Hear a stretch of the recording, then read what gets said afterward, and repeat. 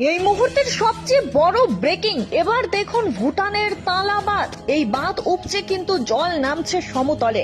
ভুটানের ওয়াংচু নদী আর জল বইতে পারছে না, ফলে তালা বাঁধ উপচে বইছে জল। এই ধরনের ঘটনা এই প্রথম ঘটলো বলে দাবি ভুটানের। তবে সব থেকে বড় ভয়, বাঁধটি যদি কোনো কারণে ভেঙে যায়, এক মুহূর্তে বিপন্ন হতে পারে ডুয়ার্সের জনজীবন।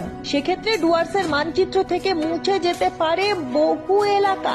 এই ঘটনা জানাজানি হতেই ডুয়ার্স জুড়ে আতঙ্ক ছড়িয়েছে। তবে ভুটান সরকারের দাবি, বাঁধটি এখনো অক্ষত অবস্থায় রয়েছে। তবে বন্যার জল কমলেই বোঝা যাবে কোনো ক্ষতি হয়েছে কিনা।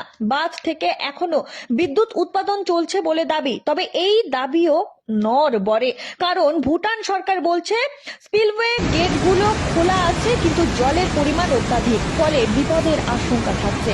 আর এই বাঁধ থেকে নেমে আসা জলে জল ঢাকা ডায়না সহ বিভিন্ন নদীগুলি ডুয়ার্সের বিস্তীর্ণ এলাকা ছাড়খাড় করে দেবে বলে ভয় পাচ্ছেন মানুষ। Bureau report, TV 22।